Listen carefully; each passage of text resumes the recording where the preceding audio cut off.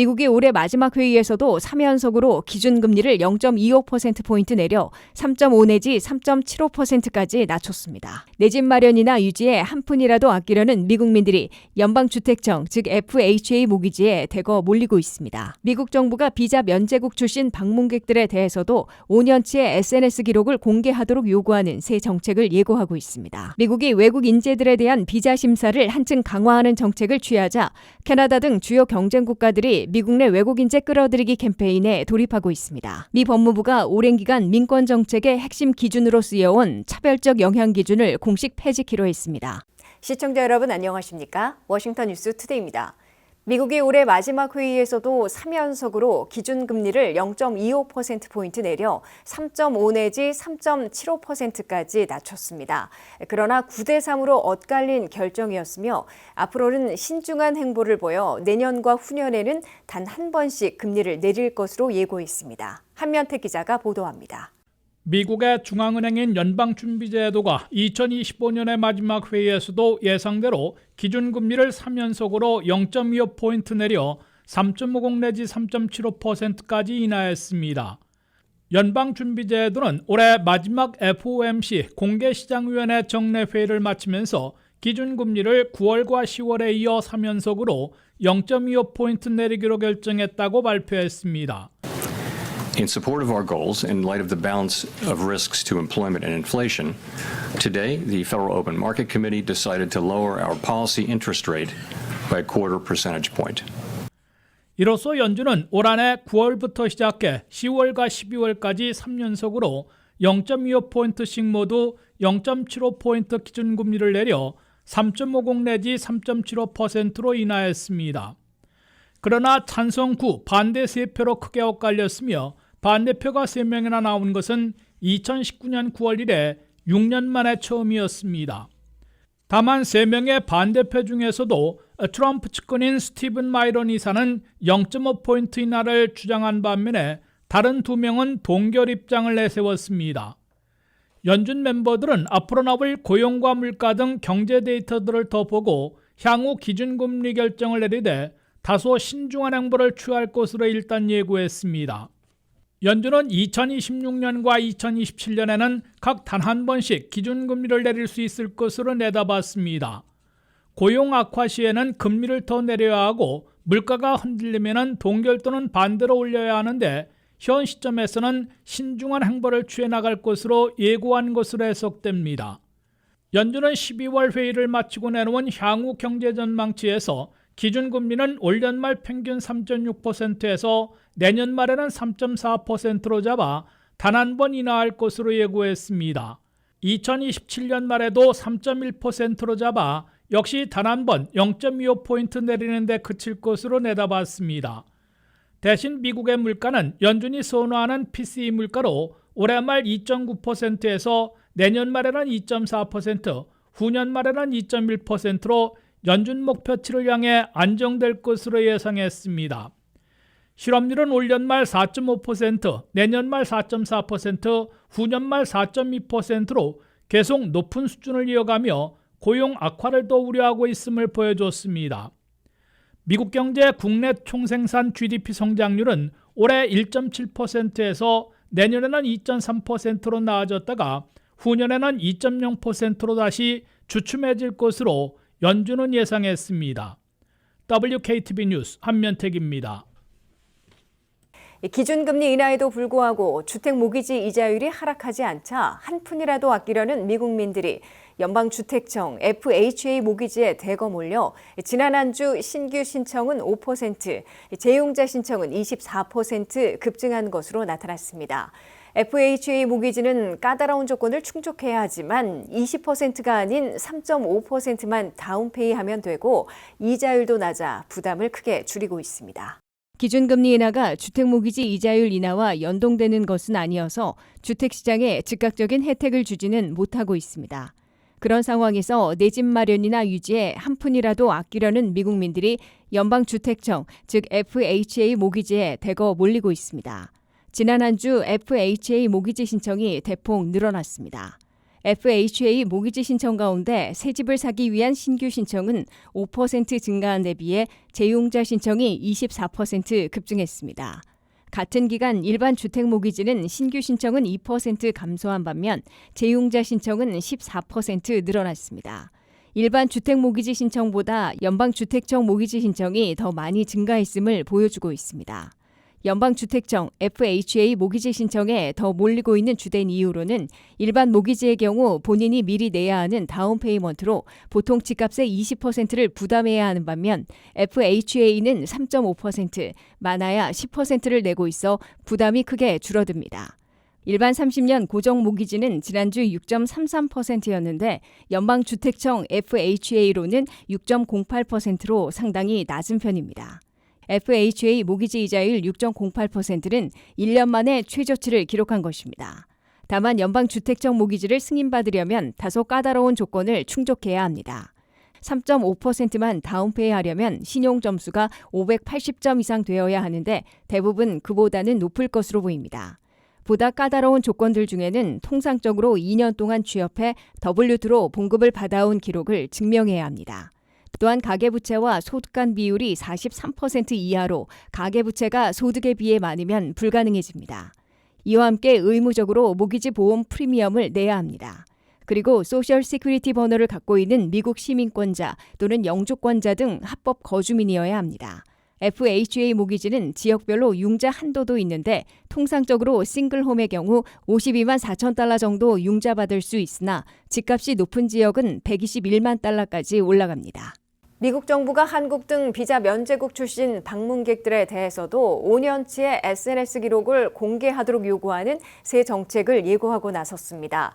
트럼프 행정부는 42개 비자 면제국 출신들에 대해서도 미국 방문 시 5년치의 소셜미디어 기록을 의무적으로 공개토록 요구한다는 정책을 연방 관보에 게재하고 의견 수렴을 거쳐 시행할 채비를 하고 있어 내년 월드컵 축구에도 영향을 미칠 것이란 지적도 나옵니다. 한면태 기자의 보도입니다.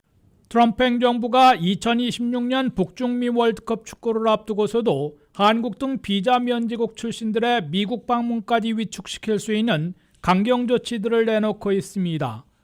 국토안보부에서 입국 심사를 전담하고 있는 CBP 세관국경보호국은 비자 면제국 출신들에 대해서도 미국 방문 시 5년치의 소셜미디어 기록을 공개하도록 요구하는 새 정책을 10일자 연방간보에 게재하고 60일 동안 의견 수렴 후 시행할 것으로 공표했습니다. 새로운 CBP 정책에 따르면 첫째, 한국 등 42개국의 미국 비자 면제국 출신들이 무비자로 미국을 90일간 방문하려 할 때에도 5년치의 소셜미디어 기록을 의무적으로 공개하도록 요구하게 됩니다. 둘째, 이메일 주소는 10년치를 공개하도록 요구하기로 했습니다. 셋째, 본인은 물론 배우자, 자녀, 부모들의 성명과 생년월일, 거주지, 출생지 등을 모두 명기하도록 의무화합니다. 현재도 ESTA를 신청하면서 $40를 내고 이메일 주소와 집 주소, 전화번호, 비상연락처 등을 제출하고 있는데 요구 정보들이 대폭 확대되고 다른 분야에서 강화된 소셜미디어 검색에 필요한 조치를 추가한 것으로 해석됩니다. 특히 미국의 동맹, 우방국들이자 선진국들이 대부분인 미국 비자 면제국 출신 무비자 미국 방문객들에게까지 과도한 정보를 요구하고 소셜미디어 기록을 5년치나 정밀 조사하겠다는 새 규정이어서 상당한 역작용을 불러올 것으로 경고되고 있습니다. 프라이버시를 침해당하고 심지어 미국 입국장에서도 범죄자 취급받아가며 미국에 오려는 방문객들이 대거 발길을 돌리게 만들 것으로 예상되고 있습니다. 이미 트럼프 행정부 들어 첫 7개월 동안 미국 방문객들이 300만 명 이상 급감한 것으로 나타났는데 더욱 추락시킬 것으로 우려되고 있습니다. 미국은 올 한해 관광여행업계에서 290억 달러의 손실을 볼 것으로 예측되고 있는데 갈수록 허리케인이나 눈폭풍에 휩싸일 것으로 경고되고 있습니다. 여기에 2026년 여름 미국은 캐나다, 멕시코와 함께 북중미 월드컵 축구를 공동 개최하는데 축구 응원객들마저 가로막진 않을까 우려를 사고 있습니다. WKTV 뉴스 한면택입니다. 미국이 외국인재들에 대한 이민 심사를 한층 강화하는 정책을 취하자 캐나다를 비롯한 주요 경쟁 국가들이 미국 내 외국인재들을 끌어들이려는 캠페인에 돌입하고 있습니다.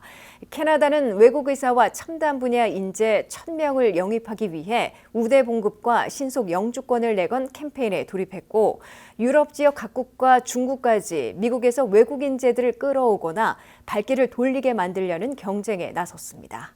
미국이 외국 인재들에 대한 미국 비자 심사를 강화하는 정책을 쓰고 있는 가운데 이웃 캐나다와 유럽 동맹국들, 호주, 최대 라이벌인 중국이 상반된 웰컴 매트를 깔아놓고 인재 영입에 나서고 있습니다. 이는 미국이 수많은 외국 인재들을 놓칠 수 있고 외국 유학생들도 발길을 돌리게 한다면 결국은 인력난, 국가 경쟁력 하락까지 불러올 것이라는 경고가 나오고 있습니다. 캐나다 연방정부는 12억 달러를 투자해 외국 인재들을 영입하려는 새로운 캠페인에 착수했습니다. 캐나다는 이 기금으로 외국 의사와 과학자, 연구원 등 1,000명을 영입하기로 했습니다.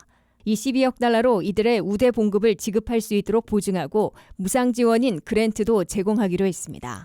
이와 함께 이들 외국 고급 인력 1,000명이 캐나다에서 1년간 일하면 신속하게 영주권을 제공하겠다고 약속해놓고 있습니다.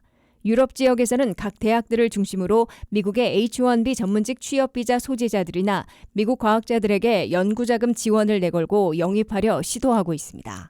미국의 최대 라이벌 중국은 스템, 즉 과학기술, 공학, 수학 등 첨단 분야의 인재들을 영입하는 새 캠페인에 나서고 있습니다.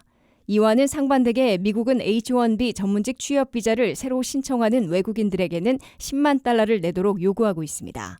이미 미국에 와 있는 외국 인재들에게는 10만 달러를 요구하지 않고 있으나 SNS까지 검색하는 등 까다로운 심사를 한층 강화하고 있어 불안감을 느껴 다른 나라로 시선과 발길을 돌리고 있습니다. 또한 워크퍼밋의 유효기간을 5년에서 18개월로 단축했고 유학 연수생들의 비자 유효기간을 무제한에서 4년으로 줄였으며 언론인 비자 기간은 무제한에서 단 8개월로 대폭 축소시켰습니다. 비자 받기나 유지하기가 매우 어려워지고 영주권 심사도 까다로워지고 있어 외국 인재들은 이웃 캐나다를 비롯해 다른 나라로 발길을 돌리게 될 것이란 지적입니다. 미국 대학과 대학원에 유학하려는 외국 학생들의 발걸음도 돌리게 하고 있는 것으로 나타났습니다. 올 가을 학기 미국 대학들에 등록한 신입 국제 유학생들은 잠정 통계에서 지난해보다 17% 급감한 것으로 오픈도어 보고서는 밝혔습니다. 법무부가 오랜 기간 유지되어온 차별적 영향 기준을 공식 폐지하기로 했습니다. 이 기준은 정책 설계 과정에서 특정 인종에 상대적으로 더 큰 피해를 주는 경우 차별로 간주해 왔는데 폐지되면 차별적 결과를 이유로 정책이나 관행에 제동을 걸기 어려워질 것이라는 지적이 나옵니다.